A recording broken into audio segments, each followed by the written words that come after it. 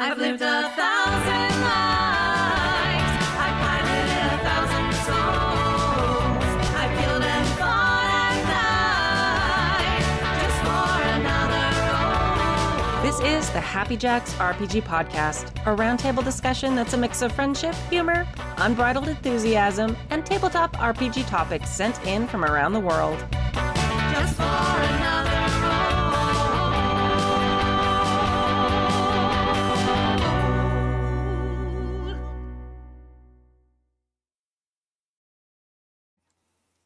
Hello, and welcome to season 32, episode 12 of the Happy Jacks RPG podcast. My name is Kimmy. I'm Jason.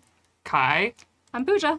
Yay, welcome to the advice show for the first time, Kai. It is so exciting. In today's episode, Sean asks about living with mediocre gaming experiences. Steffi from Scotland talks about game prep and consistency. And Ellie shares her JackerCon success story. If you'd like to contribute a question or story to the show, you can email us at happyjacksrpg@gmail.com. That's happyjacksrpg@gmail.com. You were very gracious last week and sent in emails. More people should be as gracious and also send in emails. So please do the thing. Announcements. All right, we have updated our Patreon. So we are changing to a monthly subscription model instead of a per creation model. Now, I'm going to tell a little bit of a story. We are very old. When we joined Patreon was a new thing, and it only lets you do per creation, like charging. Like you had to, like every time you released a thing, you could charge for it. Then they got fancy and they have this monthly subscription thing now, and we can't have it because our account is too old. So we've sort of jury-rigged the system. So once a month, we will post a creation that you will get charged for. So it's sort of, slapdash, a little bit duct taped together, but it works. It's fine. And it keeps our 5% grandfathered in rate. So instead of having to give Patreon 8% or 10% of our money, we are still at 5%, which is amazing. And we don't want to lose that, which is why we're doing this. Basically, they were like, well, if you want to switch to an actual monthly subscription, you have to make a new account. No, absolutely not. I'm like, no, I'm not doing that. So if you're a Patreon, please go log in and update yourself to, right now you're giving us $1 a month. If you haven't changed anything, please, at least if you want, you can stay at $1 a month if you want. But if you'd like to give us the same amount you were previously, which was like once a week for a whole month, which is like $4, you can go to our D4 tier and give us $4 a month. Yeah. And there's other tiers too with like bigger prizes and stuff. So now announcer voice. We also have a bunch of new tiers that offer a number of perks. Access to our long-lost advice show backlog, all the way back to episode 1. Opportunities to game with Happy Jacks hosts. A new Patreon-only show where we nerd about on geeky topics. Actual play campaign debriefs. The first one was for the Unsung Tales. I thought that said briefs, and I need to retract the package that I sent you. It's not It's fine. It's not debriefing. It's a debrief. I have made a mistake. Actually, we just posted for the Patreons our Unsung Tales debrief. It was so fun. It was so good. The fellowship back together again. So remember, we never accept sponsorship or ad money, so we are completely sustained by our Patreons. So if you love... Okay. Yeah. Okay. That's not, you holding up your Coke is not the same. I would love to have an Angry Orchard sponsorship. Oh my God, yes. I feel like that doesn't... Yeah. After this many years, I feel like they should be considered. Yeah. And that doesn't conflict with our like honesty about TTRPGs. So that sort of sponsorship I would 100% take. That's a non-conflict. Yeah. It's like, whatever. Angry Orchard, wink. Yeah. Friends of the show. Any alcohol companies, it's fine if you want to sponsor us. But we just don't take money, ad money, or sponsorships from like gaming groups or things. So anyway, if you'd like to help us keep the lights on and our mini fridge full, please go to happyjacks.org/Patreon and check out the cool stuff there. All right. And it is still technically July for another 40 hours. Yeah, something like that. Yeah, something like that. Or the 31 this month? Yeah. I definitely knew that. That was just a funny question that I was asking. On the way here, I definitely did the knuckle thing. Yeah. Yeah, I should have. No, August is tomorrow. No. No, it's not. It's not. I have a funny story. Can I tell a story, or is it a bad? Wait till we're done. Okay. Okay, so it's still July, technically. So our indie designer of the month is still Allison, aka Draz. She can be found at drazillion.itch.io. That's drazillion.itch.io. And the focus game we're going to be talking about this week is A Space I Don't Know. And that is a solo TTRPG about being asexual or part of the asexual spectrum in an unfamiliar space where even the support of other queer people is not guaranteed. More broadly, it is about figuring out who is safe to out yourself to and the found family that may be gained from doing so. All you need to play is a tarot deck and some sort of journaling or method of recording things. And you can find that awesome game for $5 on her itch.io page, which again is drazillion.itch.io. Love a journaling game. Yeah. I've been excited too. A lot of people in the Discord have been picking up some of the indie games we've been talking about, and they've been like trying them out. It's been fun to see. I've been on a journaling game kick, so I might have to pick that one up. Yeah, super, super good. All right. Been on an ace spectrum kick, so I'm probably gonna pick that one up. I figured that was a good one for tonight. Yeah. I was like, yeah, that seems. All right. I've talked a whole lot, so someone else has to start with mailbag number 1. Can I read this one? Because the header for it sounds like, are you living with mediocre gaming experiences?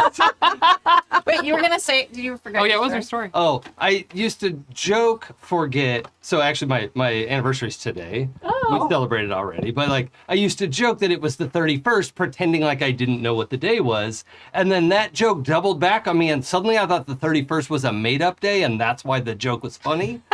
Like, it couldn't be the 31st. There is no 31st. Oops. Oh, wait. And I like brainwashed myself in a very unhelpful way. Yeah. Also, if you like fun, fake drug ads, you should listen to the read that Kimmy did on our episode earlier today of the Rise Core services that are available. I was pretty impressed. Like, I did like the cheesy, like, are your superpowers not good enough? Blah, blah, blah, like, talk. But then I even did like the little thing at the end. It's like, these have not been presented, like those fast. I have to go listen to that. Yeah, It's so good. And I forgot to tell you, in chat, somebody was like, why does this sound like a Cialis commercial? Because I asked her to do a Cialis commercial. You nailed it. You're hired. Yeah, it took me like 8 takes for the fast talking though. That stuff's hard. Yeah, It's hard. It's a superhero dick pill commercial. Okay, is it okay if I read this one? Yeah, do it.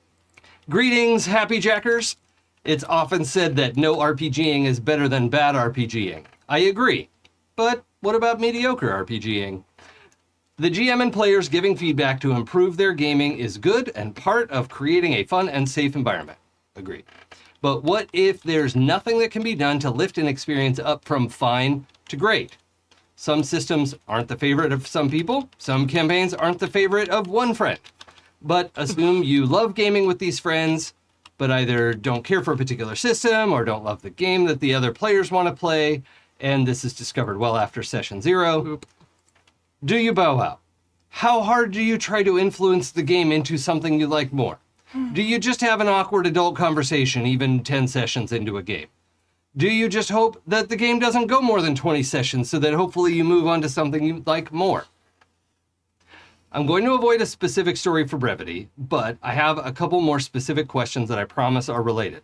1, I'm always skeptical that the system is the problem, but assuming that the problem is the system. Oh, okay. I see what you did there. Yeah, that's good. At what point into test driving a system should you abandon ship? 3 sessions or less feels too early. By contrast, 7 sessions of people not feeling it is probably too many. I've GM'd more than I've played. Despite my first questions, I think my standards for what to expect when playing in a game, not as the GM, are low. I'm just happy to be playing. Until I've gone too long without GMing, the cycle of the forever GM. Relatable. Yeah. How do you deal with feeling a little bit of hurt if your players don't have the same easygoing mindset? Other than run a better game. Oh, rough. Woof. Oh, that hurt my heart. Yep. Oh, Do better. Next email. good note. because that's always my goal. Yeah. Same. I put in a lot of time and effort, but time and energy have limits. Yes.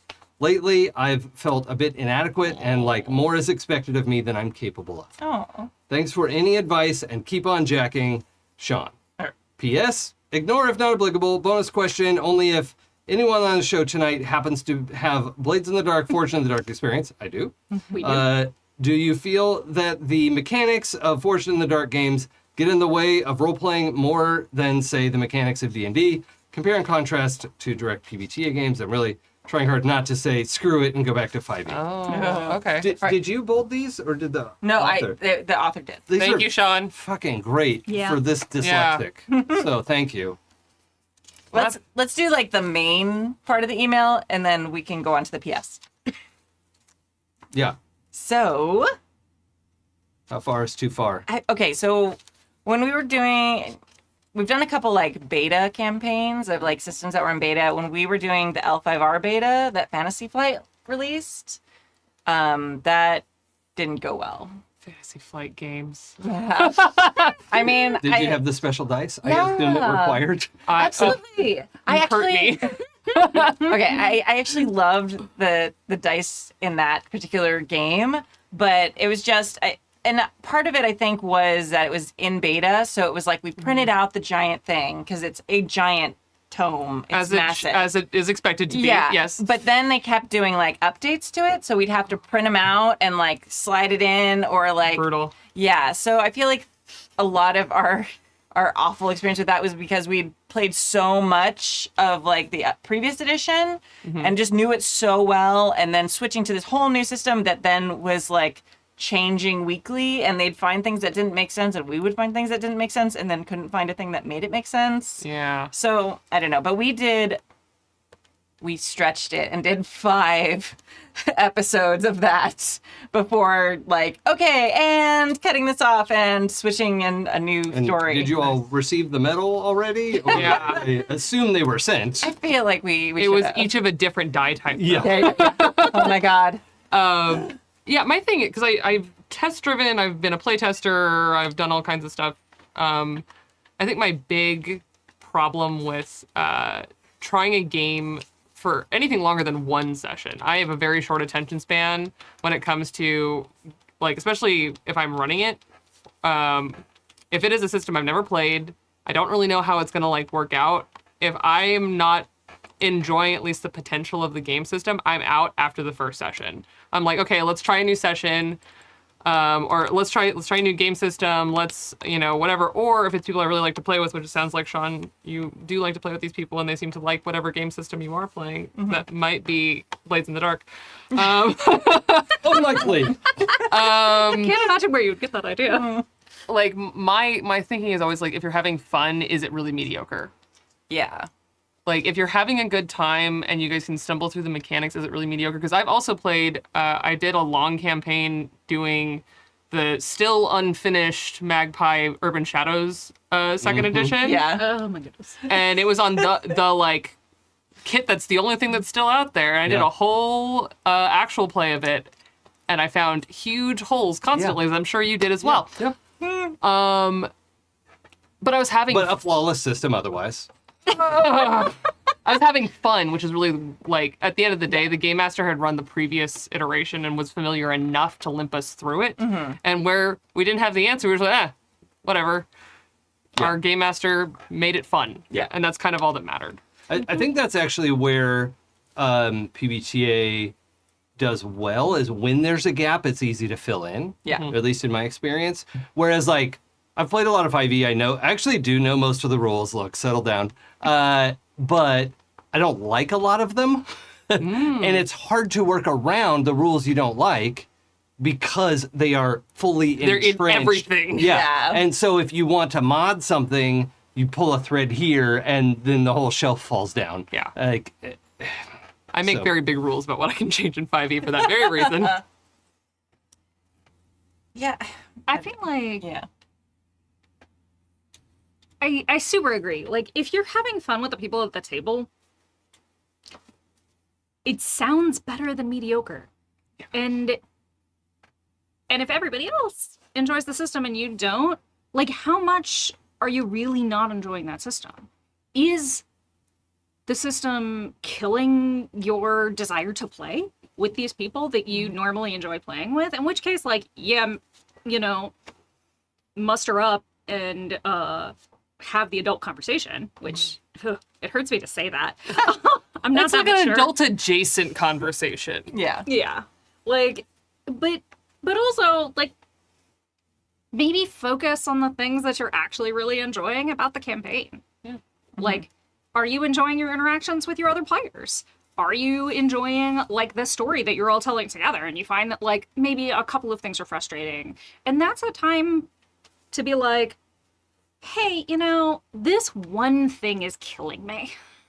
Can we just not with this one thing? Yeah. Like, it... To me, playing with a group of your friends means that, especially when you're in a home game, you can just be like, look, y'all, let me level with you for a second. Yeah. It's the y'all of it all. Yeah. Yep. I'm Louisiana, what can I say? I feel you. Yeah. But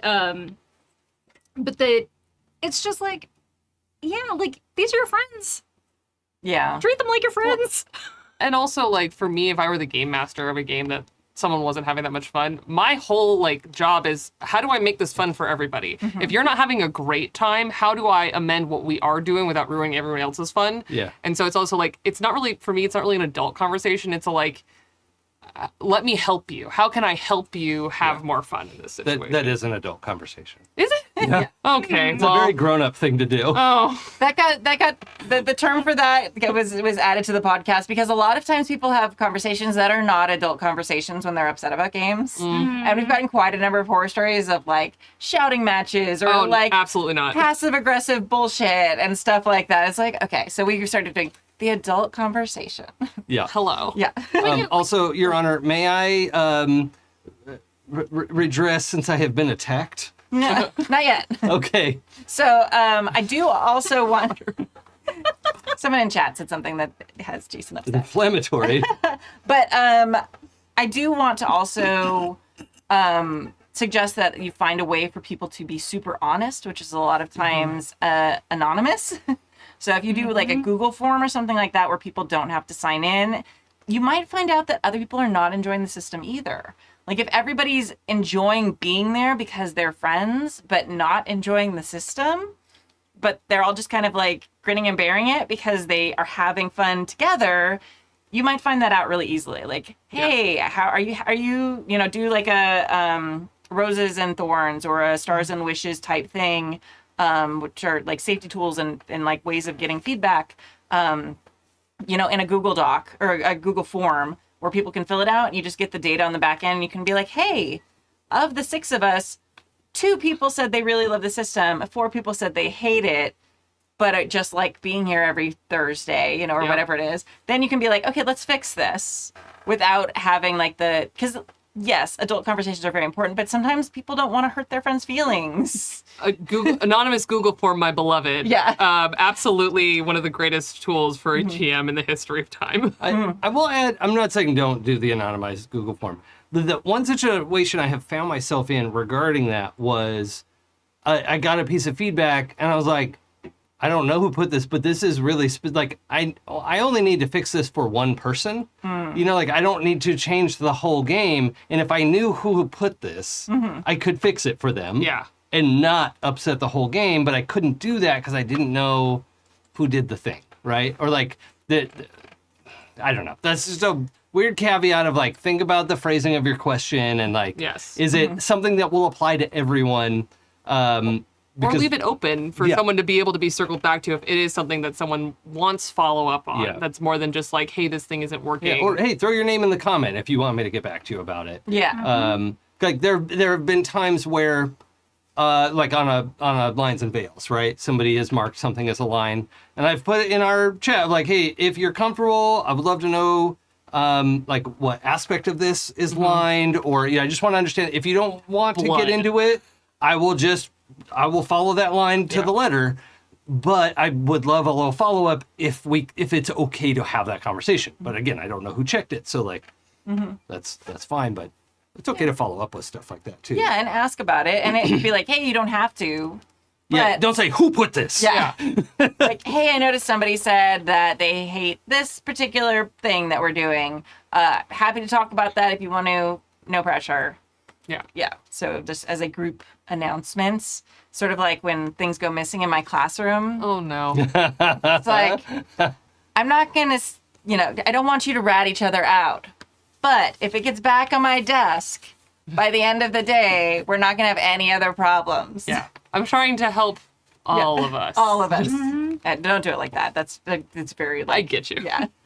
I mean, if it's second graders, that's okay. That's different. That's different. Then you can speak to them like children because they They are children, in Yeah. fact. They are indeed. Yeah. I think just trying to subtly influence the game is not going to like serve you well, Sean. no. It's going to come please off don't. as passive aggressive. It's going to come off as you being controlling. Especially if you're a forever GM. Yeah. Because people will clock it and they're going to be like, why are you trying to GM this game? Yeah. I have one tried and true way that I probably shouldn't say that you Uh-oh. can subtly tank a game and not get any flack for it. Do it. Play a Tell wild us. magic sorcerer.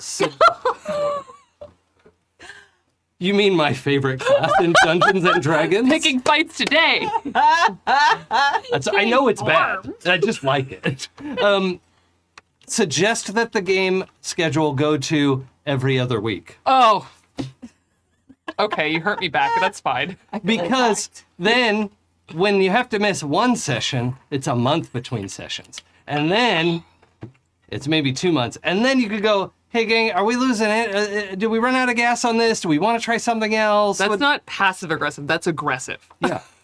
I think I said that. You say that like most of my games at Happy Jacks weren't every 2 weeks on Sundays. Well, that's or that's sometimes organized every play. 3 months. That's organized play. No, it's still the same thing happens.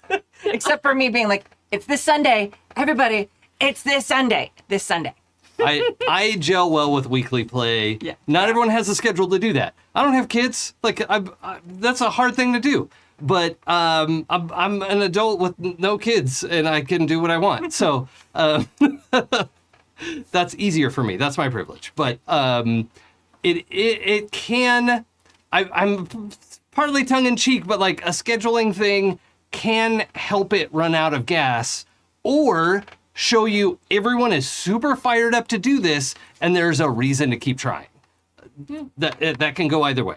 Yeah. But Another thing I would suggest if you're trying a new system with your group, have a set number of sessions oh yeah. yes. where then you either opt in or opt out by, again, anonymous vote Yeah. Yeah. to continue or not. Well, and also, like, I did that with my campaign that's been running for so long now, my home game. And it's like, I did one adventure. And I was like, at the end of this adventure, whoever wants to stay can stay. And if anyone wants to leave, you can leave. And we're happy to either end the game or keep going. And just leave it open.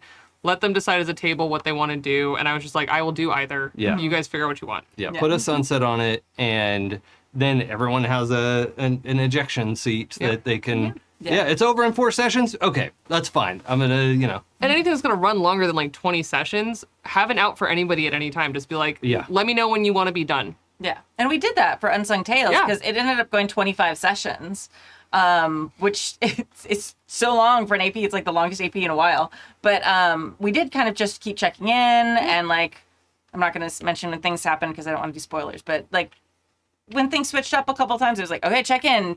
Do we want to keep going? Do we want it? When does everyone have a heart out? Okay. Yeah, so that works really well, and it takes the pressure off people to be like the one who's ruining everyone else's fun. Yeah. yeah. And making it so that, especially in something that is long, for there to be a way to rotate out without it ending the game for everybody else, I think also takes the pressure off. Because I've had players be like, I don't really want to leave because I don't want the game to end. It's like, well, it doesn't have to end, and I'll still give you a finale. It'll Yeah. be okay. Yeah. Should we address the Blades in the Dark question? Yeah, I do want to. sorry. I want to do the final thing though. How do you deal with feeling a little bit hurt if your players don't have the same easygoing mindset? Well, I feel hurt. Yeah. That's what happens. I mean, sometimes, I guess, like, I have been in this position. And, Was it me? of course it was. You're the Sorry. most demanding player Sorry. I've ever had in my life. But, and like, it's okay to work through your feelings. Like, I would recommend not working through your feelings with your players. Oh. That's a sure recipe for disaster. But like, really try to take a step back from that hurt once you've like had some time to process and say, okay, how much merit does this particular like isolated comment have? Or is this like a part of a trend of one person like constantly harping on you about stuff? And maybe at that point it's time to have a heart-to-heart, have another adult conversation. Yeah, there it is. About what you're able to give to this game versus what they're expecting of you. Yeah. Because for expectations to be like, it's the most fun when we all have the same expectations about what we're getting going into it. Like, is it that someone feels like their story has been neglected and they really want some more plot hooks? Or is it that they're like having a bad time in their life and they're taking it out on you, which sucks, but happens. Yeah. But like, it's that kind of stuff where once again, like, I'm hoping you're playing with your friends and that y'all can move through it.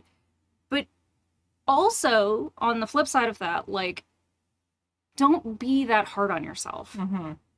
It's life happens, your time and energy are valuable, and what you're putting into this game is valuable. Yeah. And whether that meets somebody's expectations or not is something that you can deal with, but don't feel that you need to like be doing better. Yeah. Like, yeah, maybe there are a couple of things that you can change or improve, but overall, like, especially as a forever GM, have that trust and faith in yourself. Yeah. Yeah. I think some of it for me is also like, because I'm the opposite. I don't know if it's apparent in anything that I do ever, but I'm a really like over the top, very extra game master. What? I'm shocked. And like, I've had my players straight up tell me that they're intimidated by the amount of lore and all the information. I'm like, I will give you every tool possible, but like at the end of the day, that is still like a meeting my players where they are at because they are more easygoing than me. And something that's been really helpful to me, especially when I'm running games with other groups of friends or even on stream or something like that, is setting table expectations from the get-go. Yeah. And especially if you're a forever GM, my big thing that I would advocate for your happiness as a more relaxed GM is to have those zero session conversations saying like, this is a game that I care about. I don't want you to ever think that I don't, but this is the amount of work I'm going to put into this game every week. Yeah. And I'm never going to do more than that. Or if I do, it's because I got really excited. And that is the end of it. Because you are also there to have fun.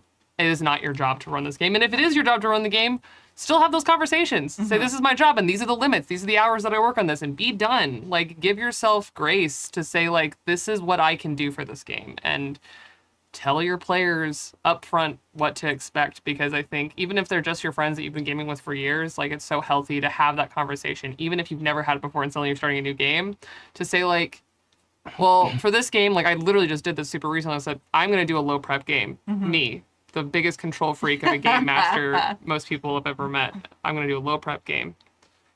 I am almost never going to write past this session. I have an idea of an arc, and that is it. And I was very clear up front, and it has given the table the like most specific expectation of that game. So zero session conversations are always super important, and even just having an update conversation. We're gonna have a re-zero session. Yeah. Oh, yeah. So helpful. So good. Yeah. Yeah. I really think this is like to bookend, like session 0 is super important, but having a like formulated way of giving feedback at the end of each session, whether you use stars and wishes, if you want to Google what that is, or roses and thorns, like I think that is actually the most helpful thing for a GM ever. Because it tells you where your players want to go with the story, it tells you what they're enjoying, and it tells you what they're not enjoying so much. So that can save a ton of hurt later if someone's feeling like, you know, like they're left out. If you hear their star and, you know, their wishes are, I really wish we'd get back to this thing in my backstory that we kind of touched on, then you know exactly where to go with next time. And they don't feel called out, because you don't have to call them out, because this is just something that becomes normalized. Everybody kind of talks about what they want in the next future sessions. And then, you know, it just takes the need for, well, it doesn't take the whole need, but like it pulls away the necessity of having quite so many adult conversations, because you've just got this like way of just at the end of every session, I really loved this part. I wish we'd do more of this. Yeah. and then you go. Inviting that feedback can to defuse bad feelings ahead of time. Yeah. And it tells them, I'm inviting you to tell me what you want from this game. Yeah. And then if they don't, maybe they don't want anything different. Or they also have to accept within themselves, like, well, I haven't voiced what I want. That's on me. Yeah. Hopefully, if they're a grown-up, they're going to think like that.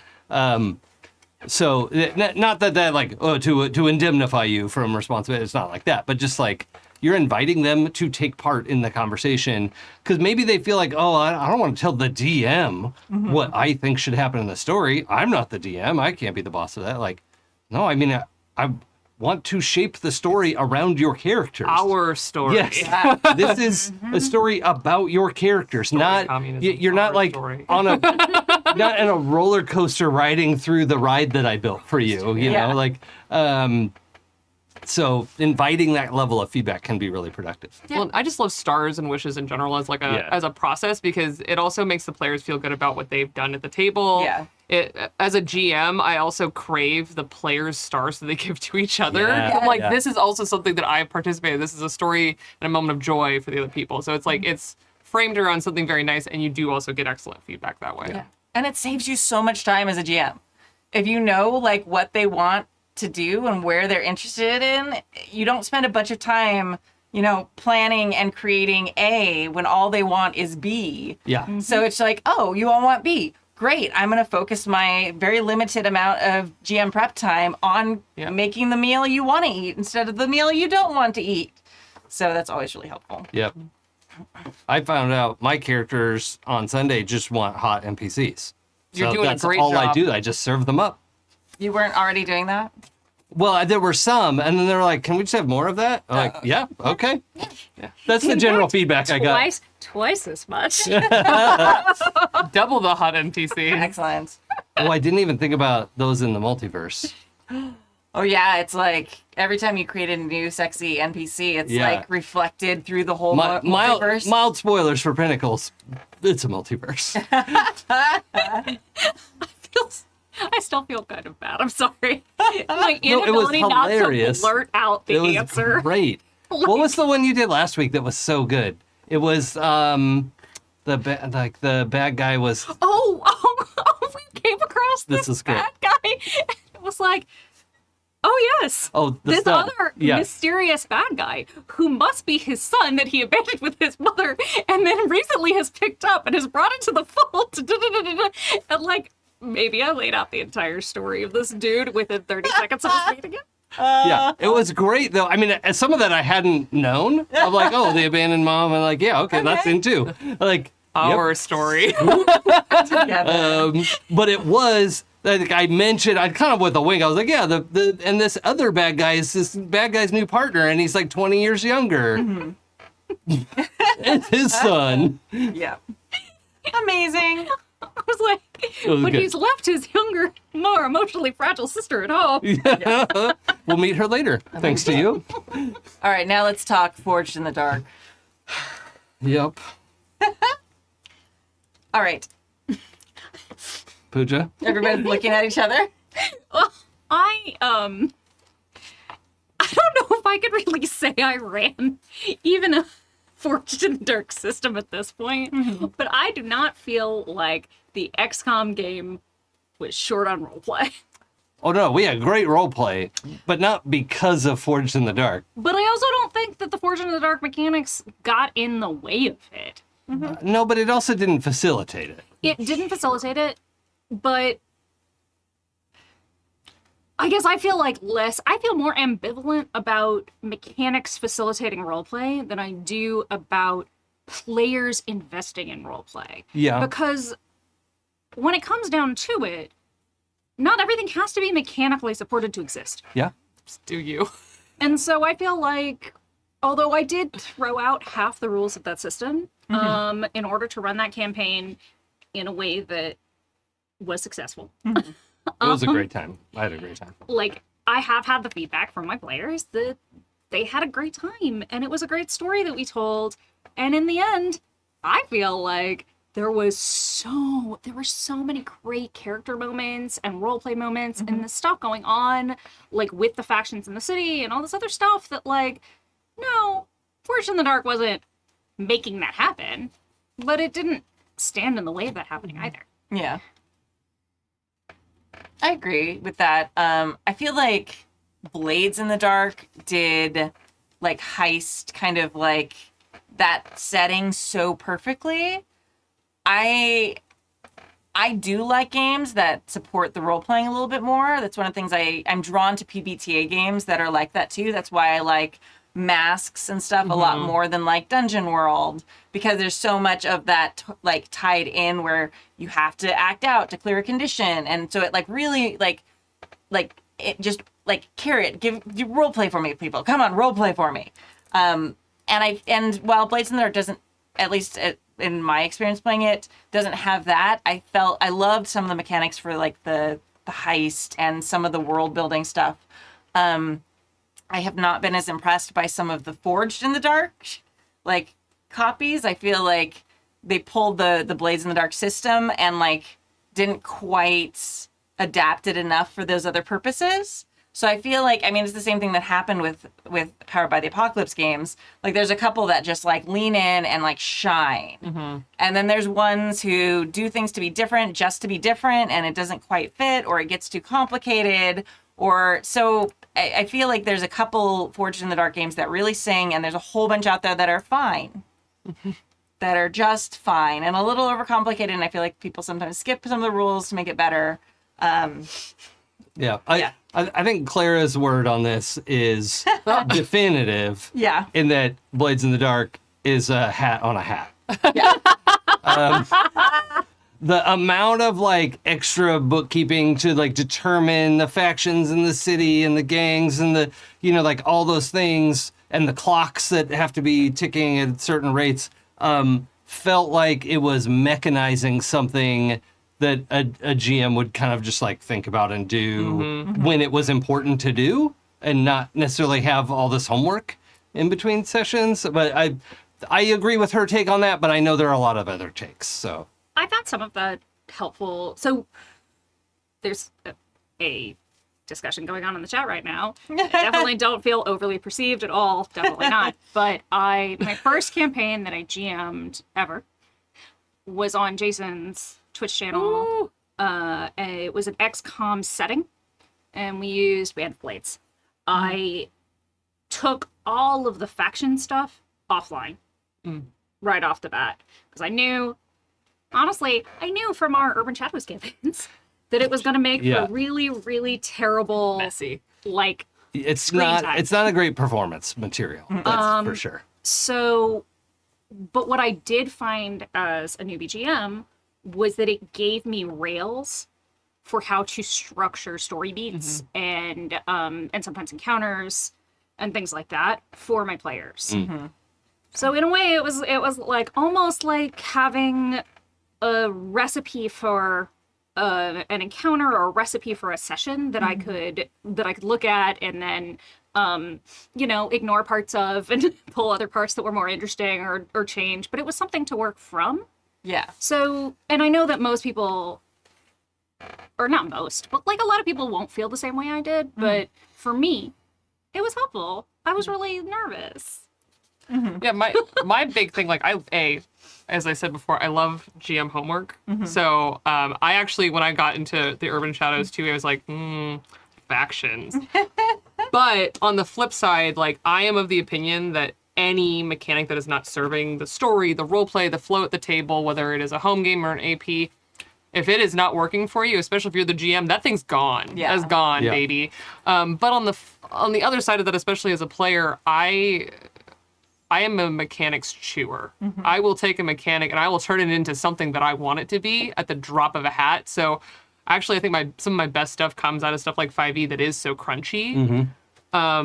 And games like, my experience with Urban Shadows was basically there's not enough actually incentivizing role-playing in the thing that I was actually working off of. Yeah. And even though there's really great flavor text and all this stuff, I was like, none of this applies to me. This isn't helpful to me. And so I think some of it is also like, both as a game master, inviting your players to find their own agency in the mechanics, and finding their own fun and more encouraging them. So I had the very special experience of building a system agnostic character super recently. And that made me rethink how I build characters for games. Because I was just making a character in a void. I had no idea what system we were playing. I had no idea what was going on. And I went, okay, so I get to just focus on who this person is. And as a player, that was everything I needed, because now I can just go do anything with him. Yeah. And the same thing was for like Ireland. I know the world so well that I can just build a character and I'll find the mechanics that work. Yeah. And so as a player, I find it more helpful to build my character than to worry about the crunchy parts. And again, if they're not serving, ask your GM, hey, this isn't working for me. How can we work around it? And as the GM, using the mechanics to go like, oh, you cast Fireball? What does that look like? Tell me how you specially cast it. How do you use your thing? You know, how do you cast Dwarven magic? How do you use your special, you know, masks ability? Like, how do you do that? What does that look like? Because that is where the role play is, in the mechanics. Yeah. And I think that there is a lot of that in PBTA games, in Blades of the Dark and that kind of stuff. And it's just a matter of interrogating your players and saying, tell me something. Tell me a story. I'm telling you a story. Your turn to tell me a story. Yeah. Yeah, absolutely. Sean, I would like really reflect and ask yourself, because you say you want to jump back to 5e. How much of the issue of getting away from the role playing is the system, and how much of it is the players and you not being familiar with the system? Because that's a huge part. If like you've played 5e so much that you don't have to look stuff up, you're going to be able to focus on role playing more.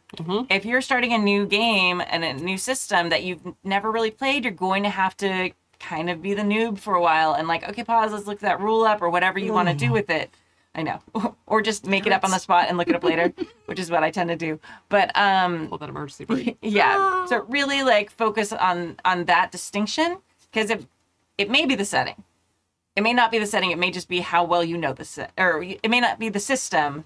It may be how well you know the system is what I mean. So think about that too, because then you're going to have that same problem with any new system you try and never be able to try anything but 5e. And I don't want you to live that life. I also just remembered something that, like, it came up because my first experience jamming was with 5e. And I specifically brought a table of other game masters who have run 5e, who knew a lot about 5e.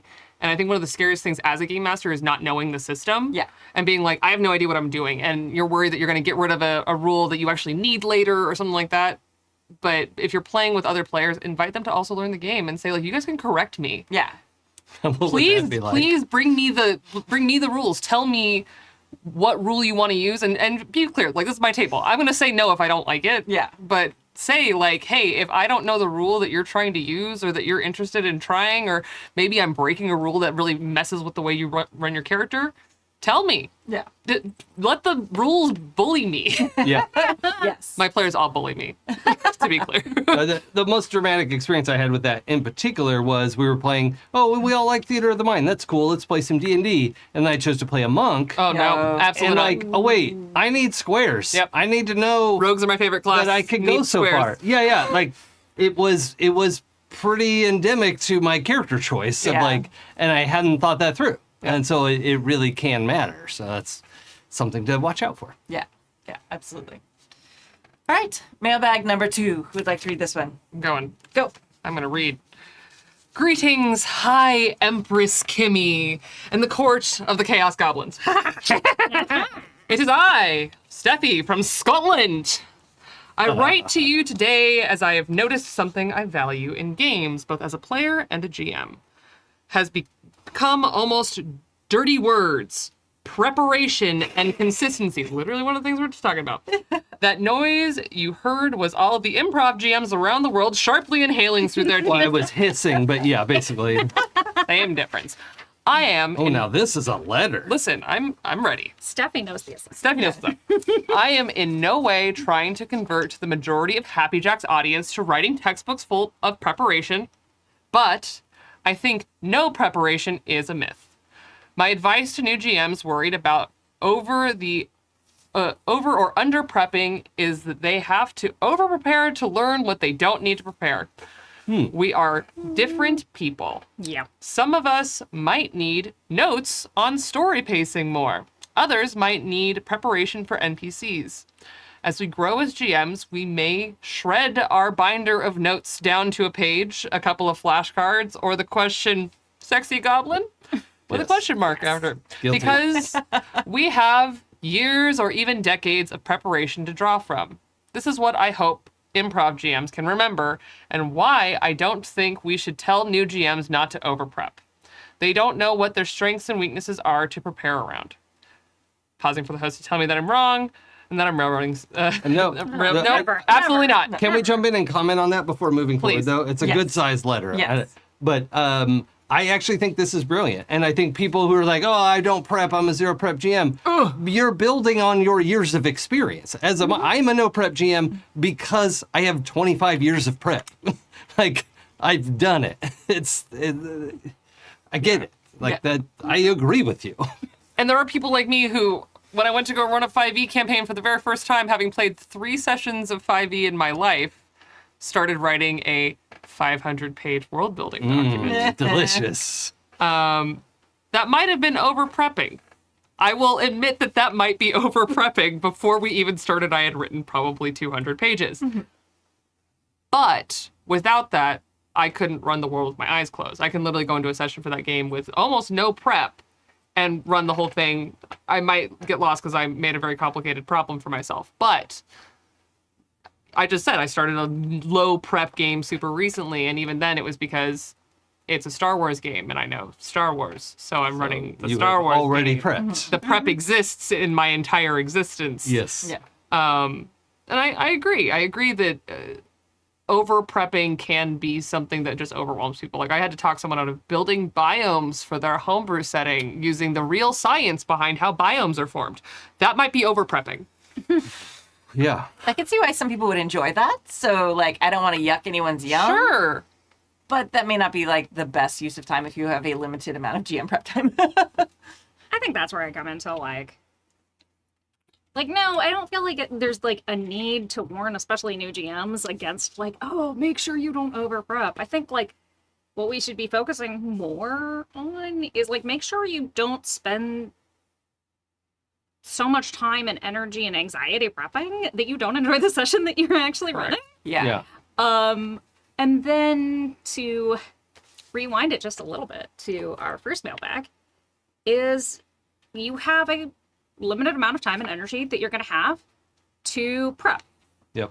So the advice to new GMs might be more specific that like make sure you're looking at like your whole thing and not spending all of your limited time making biomes with the appropriate science. Yeah. For example. Sorry, I didn't mean to. So the other thing about that is, I would say for a new GM, run something that you know. Yeah. If you're a Star Wars expert, run that. Star Wars. If you could play D&D in Lord of the Rings, do that. Also, there's Right? great books for it. Do it. Yeah. Free League just came out with a great Yeah, it's fantastic. That's awesome. If Like, you've experienced it- 400 hours of XCOM. Yeah, if you have XCOM as a background, if you know Shadowrun inside and out, for better or worse, I can run Shadowrun with all of my eyes closed. But also, be wrong. Also, I know that everyone's afraid. Like, when I was a new GM, I was like, oh no, I'm going to perish. But that's why I recruited a team of people to tell me when I am wrong. Because the hardest thing, I think, as a GM is you will be wrong. Yeah. It's not Yeah. a Don't you be might afraid be to be wrong. wrong. Yeah. At some point, you will be wrong. And I think a lot of people over prep to avoid being wrong. Yeah. Yeah. And you will be wrong. You're just delaying the inevitable. Yeah. And I think the danger of, the part of over prep that I warn against is, like, you can't plan for everything the players are going to do. And there's no point in trying. Yeah. You can, like, if you have an NPC that you're going to introduce them to and they have to sit through your introduction, great, prep your NPC. That's awesome. Like, they have to meet your NPC. If it's your hot PR agent, then they all have to deal with them. Then that's what's going to happen. So put some prep into it. But what if they do that? What if they go over there? What if they go up there? What if they go down there? Like, don't worry about it. That's too much. That also goes to expectations. Going Yes, back to the yes, previous one as yeah. well. Yeah. Say, this is a game where if I give you a plot hook, follow it, because that's what I have for you Yeah. today. Like, I am learning to do this. Follow the rails. Please help me. Be kind Yeah. to me. It's fine. Yeah, because the minute that you plan like this beautiful little town with this inn with all these beautiful things and the specific drinks they serve that they brew in the back, that's just like they will never go to that town Right. Inevitably. inevitably. So plan a town that can be any town. Yeah. Or, you know, And, like, move it take around. your tavern up wholesale and plunk it in a different town that's than what you're saying. But also, if world building is your speed, build within the limitations of their ability to travel. One of the best things in game systems is scaled travel ability. Yeah. Because if you want to build 2 cities, say, oh, the party's about here, they can reasonably go to one of these 2 places. Build the framework of those 2 places. You do not need to lay every nail into the table in the tavern in both places. Right. Yeah. Yeah, absolutely. All right. Yeah. All right. Continuing. Yes. Consistency is something I find vital in my games. This is the stability of mechanics, how your setting work, and your characters are. This makes it so that when something becomes inconsistent, it stands out as weird. Why is Miss Fester teaching home economics, the players may ask. Why indeed? Is it because Mr. Slab, the unusual home economics teacher, has been captured by the telepathic squid living in the school basement? That's probably it. I love that. Thank you. When are we playing this game if it's on Yes. Lex? Kids on brooms. Ha. Kids on hoverboards. Yeah. Ugh. Though, of course, we're just a bunch of friends around a table or our laptops playing a pretend game with funny-shaped rocks. Hundreds of professionals work together for money, and we still get retcons, plot holes, and inconsistencies in movies and TV. Correct. I am not holding one GM or a group as a whole to higher expectations than them. And neither am I saying you can't change things. If mechanics don't work, throw them out, homebrew them, or change systems to something better suited to your playstyle. If you are struggling to find a character, don't pressure yourself.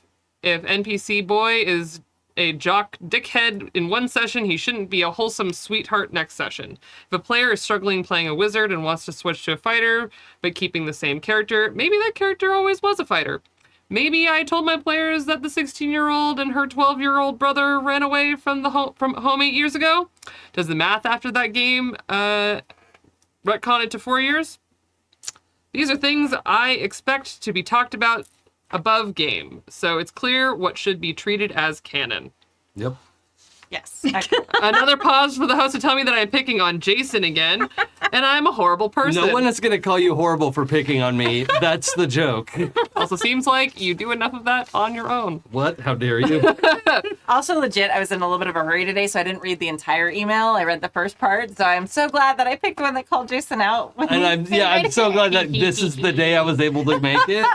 Okay, Yeah. I think this is another pause point to talk about consistency, because there's still more letter. Yeah. I like these built-in pauses. This is fantastic. Listen, I'm completely normal about consistency in games and don't at all record even my home games and take extensive notes to make sure that I'm keeping my characters' lies all straight. That's not for everyone. Did you say lies or lives? But lies. I had a changeling in disguise for a year in my party. Hot. What? Who said that? So it's not for everybody. If it's not fun for you, don't do it. That's it. If it's not fun, don't do it. We're having fun. But I agree with Steffi. Like consistency is important. Sure. And if you're going to change the way a rule works or something, you got to talk about it ahead of time. Absolutely. Yes. This is can Yeah. I preach on that? I always get shit for my the drop, that game, the drop. I want, like, and I know I've talked about this before. I went into that telling the players this rules are gonna change. Right? Like, we're starting with Traveler because I like the framework and the character creation, but I'm looking at this tweak and I'm working on a game system and I'm gonna see if we can, like, shimmy our way into playtesting that as a sneaky side. But, like, I was off screen telling them all that ahead of time. Expectations. Right? And it's okay. Like, I get shit for, like, changing rules, which is true. I am that guy. I change rules all the time. But it's only because they're bad and I'm fixing them. I mean, as a person who's played with Jason a lot now, I could say that, like, 99.9% of the time, those rule changes are to make our lives better. Yeah. To make our experiences better as players, to make the story better. Yeah. And what we learned from that particular AP is that we also need to communicate it to the people watching. Because people tuned in wanting to see Traveler. Yeah. And got not Traveler. Yeah. No, that was that was a very valid lesson. And mechanics consistency also makes it so that people build their characters in a certain direction and all that other stuff. But, like, so a lot of the, like, naysaying about consistency that I see is, like, why do I need to remember something from, like, 2 years ago in a campaign that's suddenly relevant now. I don't remember that, and my notes are not that thorough.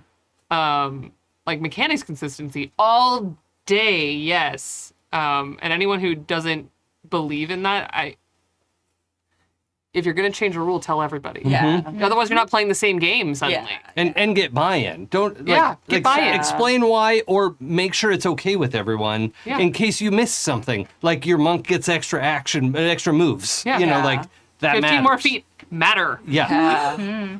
Yeah, I mean, I love like pulling things back into the game, and sometimes it's planned and sometimes it's just luck, and sometimes, you know, whatever it is, but that consistency is important. So even if it is something from 2 years ago, like maybe don't penalize the players for it. It shouldn't be like, oh, well, if you can't remember the thing from 2 years ago, you can't get through the door. Yeah. I guess you're all gonna sit here all night.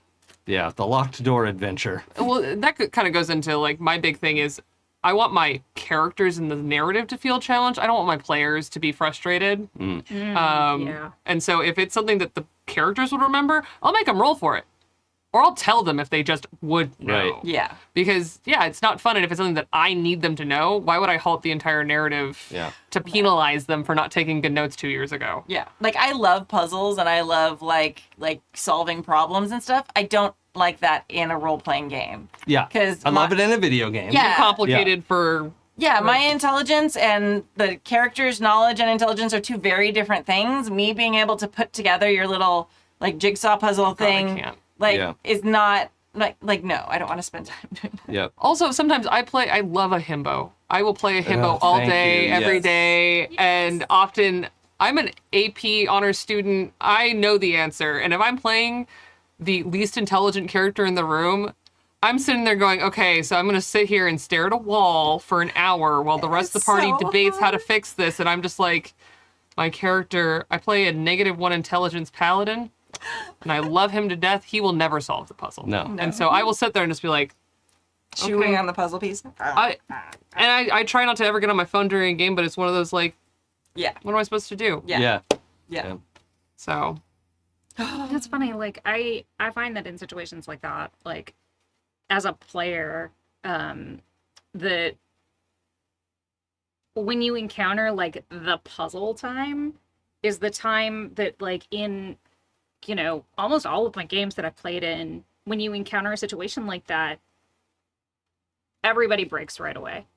Yeah. We are all just talking as players on how to solve this and not talking Yeah. about what our characters should be doing. We're not Yeah. role playing. It's we're not because you're not physically in the world looking at the stones and the vines and the, trying to figure out like, what is this like weird fiddly solution? and that's why skill challenges exist in games. Yes. The Church of Skill Challenge. Skill challenges are Yeah. great. Yes. Everyone should use them. Yeah. Okay, going back to Blades in the Dark, like that is the one cool thing Blades in the Dark does, like the using the clocks for like a skill challenge thing. I think that's a much bigger. I think that's a huge improvement on Powered by the Apocalypse, using them for countdowns and like time management. Love a skill Personally, challenge. yeah, Yeah. same. There's more letter. Yeah. How about that? Now I make it worse.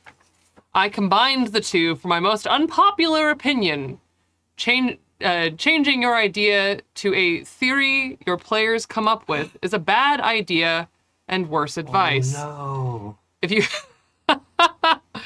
if you had this cool concept that King Dew of the Kingdom of Jollyhawk decided to leave the kingdom to Royal Advisor Winnie and disappear under the cover of darkness to join a performing troupe and have the Royal Advisor Winnie hire the PCs to find the missing king, don't flip-flop because the PCs can get it into their head that Royal Advisor Winnie assassinated the king.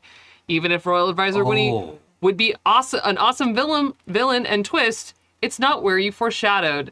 And the foreshadowing you have done to show the king's love of music and growing weariness with running the kingdom becomes nothing, and you rob the players of having a scene with the runaway king begging them to keep his secret. And giving this advice to new GMs is telling them that their ideas are not good enough. Even if the players' ideas are better, your idea is still good enough, or maybe it isn't time, but I believe it's better to fail and learn from it than copy the answers from the teacher's desk. Signed, Steffi of Scotland. Also, Steffi on Discord. P.S. King Dew is fine. He's fine. Of course he is. P.P.S. I hope if nothing else, the horrors of this email will bring a truce to the war between the K/Curtis and Oh, Eric Kurt's and Erica's, K/Erica's to hunt me down with fire and pitchforks. It's the great war happening on the Discord. Incredible. Going back to my prepping problem, I am allergic to changing my idea to suit my players' whims, because sometimes they have some pretty interesting ideas of what's going on. But consistency is key in a narrative. And so if you're going to change the narrative, do it above table or don't do it at all. Yeah, I think there's this. I'm in the middle. At first, I thought I was going to be offended, and I actually agree with half of this. So it's about the reason that I say to be willing to adapt to what your players are, because what I'm actually saying is don't let them spend 6 sessions chasing the wrong thing and have nothing happen. Yes. That's my advice. Oh, having nothing happen. And if the other end of that advice is just tell them when he didn't assassinate the king, that's not it. Do something else. That's okay too if that's what you want to do. Or maybe I didn't foreshadow that Winnie's a good one and we got to find the killer, right? Like maybe I could just be more explicit about that, right? I know I've had conversations like that above game. And so the reason I tell people to adapt to oh, this tavern that you built is in the town they went to now. That's fine because an important thing has to happen in that tavern, and I don't care if it's over here or over there. And it's not that I took away their choice. They chose to go to that town because there's something unique about the town. I also need them to meet this tavern keeper because he's awesome and hot. So I don't think I agree. okay. If I have something really cool that I've been foreshadowing and all the clues have led there, I'm not just going to pivot just to make it easier. But I am 100% on board if the players come up with a much cooler idea of just taking that idea. So I don't think that means my idea was bad. And this is not something that I would recommend necessarily to new GMs unless you're running a one-shot, especially at a con, and then just go to the ending that fits in your 4-hour time slot. Drive it like you stole it. Yeah, exactly. 100%. Oh, this is my table. Yeah. But I have absolutely, and you've seen me do it, and maybe you didn't know, been running a game, and then I was like, oh, we're doing this thing, and someone says something, and I'm like, yes, absolutely, that is amazing. That's what's happening. But that's also the yes and of it all. Yeah. It's not like you prepped something that has been foreshadowed for sessions and sessions and sessions, which seems like what she's talking about. Right, and sometimes it is something that I've been planning to, or I thought was going to work out a certain way. This happened in Unsung Tales a lot, where I was like, okay, I think this is going to happen. Something completely different ended up happening that was better, or you got to a place and pulled out herbs that Oh my God. made the little wise women all fawn and fall in love with Samantha, who I don't know, witch spoke with them. I don't know. It was amazing. Wise women fall in love with Samantha. Yeah, That's just a statement. Yes, of That's a universal truth. Yeah. So I was like, okay, this is going to be a super angry confrontational thing. All the prep in the book is they don't like anybody. And I'm like, no, she deserves that. This isn't just to make it easier. It's no, she brought special earned it. herbs from I'm adapting Rivendell. to this cool ass idea. Yeah. But that's not taking an entire plot away from what you've prepped, I don't think. I mean, having there was a lot to the story of having the witches be really antagonistic and which, I mean, that may not be exactly what Steffi's talking about, but I think that there are situations where it's okay to change what you planned in favor of what the players are bringing to the table or an idea they have. And that's kind of a small description, but yeah, I don't know. So yes, I agree sometimes. Don't just change everything because you think that you should just make the players happy and make it easy on them. But if they legitimately have a cool ass idea that you really love, drive it like you stole it. Yeah. And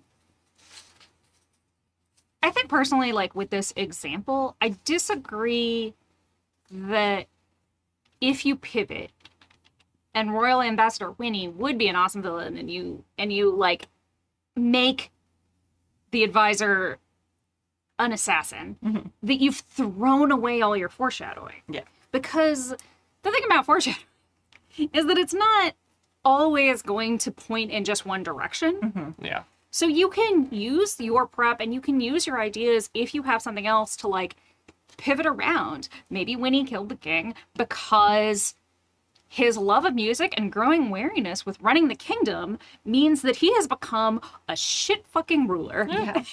And he has been running this kingdom into the ground in favor of throwing all his money and the kingdom's money on these like experimental musicians who do nothing but like tap spoons I together. want to go to this kingdom, though. Fair. So, But like, and that's not to say that that's necessarily right for your story, but just that your prep and your foreshadowing doesn't always have to just point at one place. Yeah. yeah. It Fair. can point at multiple places. And I heavily disagree with the idea that incorporating ideas from your players is akin to copying the answers from the teacher's desk. That, yeah. Because GMing isn't a test. Our story. Yeah. The communism of it all. Right. Yeah. I think Oh, right. it's about time. Like really, like for me, because I'm looking at this going like, if I were running this plot, this is like 7 or 8 sessions of intrigue and politics, and I'm like, that's where like if I'm at session 6 and they've decided that Winnie is the assassin, I'm gonna be like, no. But if it's a one shot, sure. Yeah. So it's like, how much prep and how long have they marinated in the foreshadowing? Because I think that that's the thing that's missing from here for me is context of how long you're playing. Because if you're a new GM, which is what a lot of this is talking about, and you are running a one shot, drive it like you stole it. Do what works. Don't spend 10 hours saying, here's a door, pass it, because people are Yeah. not going to learn how to do it. Yeah. Do what works. Yeah. Also, there's always the option of like having a little bit of both. Maybe Winnie was planning and going to assassinate the king, That's and funny. he just happened to like peace out before like the amazing plan happened. Or figured out she was going to kill him. Yeah, and maybe that's part of why he left. So like, there's so many ways you can like pick from both these so that they're not wrong, or like they don't waste time. Like you can have players be wrong. I'm not against that. But it's also super fun to like have Winnie be like the total innocent. No, I only supported and it's great. Like that's a fun contrast too. But it's also if they've spent time on this, it's also fun. Like maybe like Winnie is really inept at poisoning and maybe just got, you know, the king really high, and that's when he decided, no, I have to chase my dream, man. This is what I'm doing. funny. And then like he goes and leaves, and it's like, wait, I guess I got what I want, but man, I'm gonna come back. Coming soon, the Jolly Hank AP on Happy Jack's RPG. Yeah, there's just so many possibilities. Like, I don't know. I think that's the great thing about tabletop RPGs. Like, there's not Oh, it's like one right Happy answer. Jack. What? Jolly Hank is Yeah. Happy Jack. Happy Yeah. Jack. Yeah. Okay, I just got there. Oh, wow. Okay. Welcome to the table. Jason. Okay. It's been a long day for you. It You has. get a break. One more email. 3 hours Why of don't- GMing earlier. Why don't you read the last email for us? Or I can do it if you But want. it's Bridget's turn to read. Oh, it's Bridget. Oh, sorry. We don't have Unless to. you don't want to. Hi, Kimmy and team. Ellie, aka the Lost Skeleton on Discord here, coming to you live from the aftermath of my first JackerCon. Hey. TM. I discovered Happy Jacks and joined the server in early 2023. I'm late TTRPG bloomer. Oh, that's like Welcome. Hey, you very recent. That's you get awesome. there when you get there. Welcome. While that timing coincided with desperately needing a good community to embrace and enjoy a wide variety of systems with, it also unfortunately coincided with some serious mental burnout. I quickly felt overwhelmed and wound up just lurking for months. But when I saw the sign up for Captain Kurt's Where They Are session of Alien, I immediately jumped on it, even though it was still 3 months away at that point. I'd been wanting to try the system for ages. I was completely hooked by Kurt's pitch of getting to play out every kid-turned-middle-aged woman's fantasy of being a colonial marine, and I figured 3 months out was enough time and space to start getting back to my normal self. So on the Saturday of JackerCon, I played my first HJ community game and had a blast! Yay. Kurt, Matt, and Aiden were so welcoming and easy to join a group with, and in spite of a long string of dice rolls that rewired all of our existing beliefs about God. probability. Oh my God. I've been there. Ooh, yeah, totally Yeah. been there. In the end, 2 of our 3 Marines survived. Wow. That's really good for Yeah. me. Taking down a Hive Queen Woo! and parlaying their heartbreak into leaving the service and forming their own 2-man mercenary company in the name of their fallen friend. Oh my gosh. It was the exact kind of experience to give me a new and refreshed energy to start engaging with the server more, and I look forward to participating in more games in the future and hopefully running a few myself. Do it. As someone who absolutely adores what many spaces have come to refer to as trad games and story games, it's often been hard for me to find a community in which fans of both are equally welcome, where I don't have to bear witness to a steady and exhausting stream of snide, passive-aggressive remarks about the superiority or inferiority of one type of system or the other. And that judgment silently extended to those who play and run them. Feel you. You can sit with us. Yeah. And where I feel welcome with no strings attached. Happy Jacks is looking an awful lot like that place I've been craving. Aww. Here's to more of all of that. May your dice be hot and your drinks cold. Yes. All the best, Ellie. Aww. I love that. Yeah. I mean, we're just snide and passive aggressive about everything. So it's Yeah. It's Equal efficient. opportunity. It's efficient. just equal opportunity sniding. But no, but that's so great, Ellie, and thank you so much and welcome. That's amazing, and I totally get being overwhelmed by Discord. I have to say too that this like from how you're describing this experience, you're saying like you had a great time and you're gonna remember this game. Experienced gamers would have an experience and like talk about this game forever. Like this sounds so awesome. That like they actually beat a Hive Queen and then they're gonna form their mercenary company. Like I would be thinking about that, and I've been playing since 1989. So I'm very old, and this is a cool ass story. That's all I'm saying. Is like the phrasing felt like this is cool because I'm new. This is cool. Yeah. It is cool. That's all I wanted to say Well, about and that. like congratulations on your journey to being able to like participate, because I know people that's a big hurdle. Like it's hard for a lot of people. You've come a long way already just by saying hi, signing up for a game, and encouraging yourself to try something new. And what a cool experience to have when trying something new. And like Happy Jacks is a great place to do that. And we like all kinds of games here. Yeah. Yeah, there was 15 games that ran over the over all of JackerCon weekend. So yeah, we do JackerCon once a year, usually in the summerish, because that's when I have some time. But I honestly don't do that much for it. Most of it's like there's like JackerCon High Council with like Kurt and Jackalope and a whole bunch of people who actually run it. I just like support and make sure we're shouting out about it sometimes.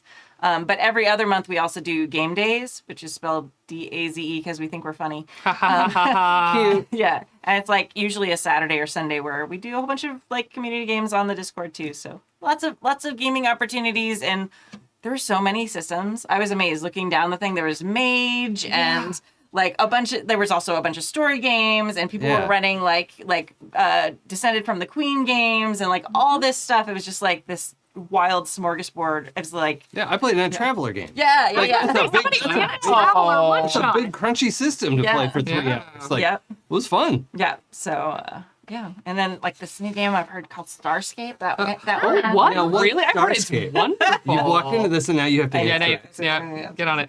I will say that hearing all of you talk about the second edition of Urban Shadows actually like was really important because it made me really go back and look at Starscape. Starscape is the game I'm writing, and like really like analyze it for like extra stuff, and also hearing and like reading up on a lot of critiques of like Forged in the Dark games, which is why I felt so like I can talk about this because I've read so much stuff about it lately. Yeah. Like really reflecting on the things people say about those to like streamline Starscape. It is much streamlined now because there's so many things I was just like, I love this mechanic. It's so fun. It's so great. And then it just like, it's like, okay, I'm going to do like a crafting thing when you're like sewing and you're like the bobbin just starts weaving in on itself. Oh no! And you get like the bobbin mess. Is like, that the part in the cry hole? Oh Yeah. wow! Yeah. Okay.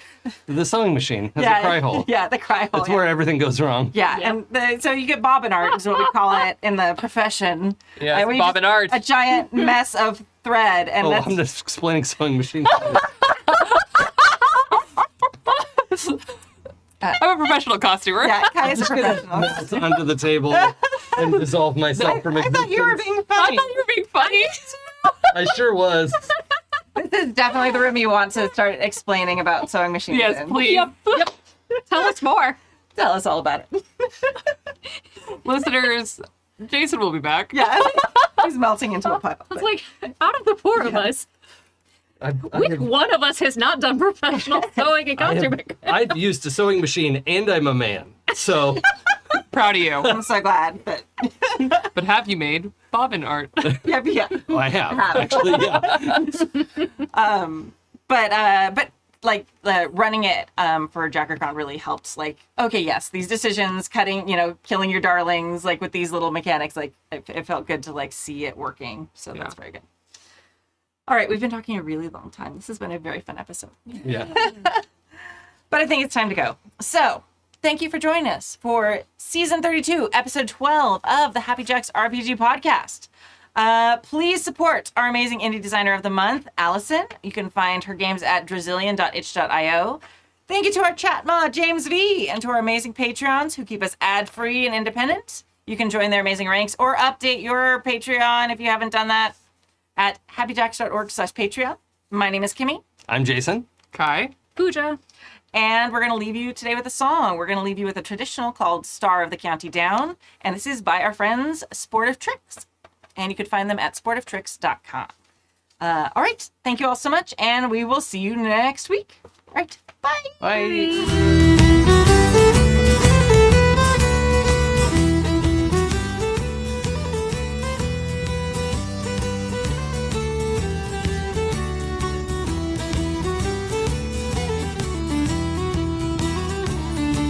Near Bembridge down in the county down one morning last July. Down a boring green came a sweet Colleen and she smiled as she passed me by. Oh, she looked so neat from her 2 bare feet to the sheen of her nut brown hair. Such a coaxing elf, I shook myself to make sure I was standing there. From Bantry Bay up to Derry Quay, from Galway to Dublin town. No maid I've seen like the brown Colleen that I met in the county down. As she onwards sped, I shook my head and I gazed with a feeling queer. And I said, says I, to a passer-by, who's a maid with the nut brown hair. Oh, he smiled at me and with pride says he, that's the gem of all Ireland's crown. She's young Rosie McCann from the bank to the band, she's a star of the county down. From Bantry Bay up to Derry Quay, from Galway to Dublin town. No maid I've seen like the brown Colleen that I met in the county down. Well, I've travelled a bit, but was never hit since my roving career began. But fair and square I surrendered there to the charms of Rose McCann. I'd a heart to lad to no tenant, yet did I meet with a shawl or gown. But in she went and I'll ask no rent from the star of the county down. From Bantry Bay up to Derry Quay, from Galway to Dublin town. No maid I've seen like the brown Colleen that I met in the county down.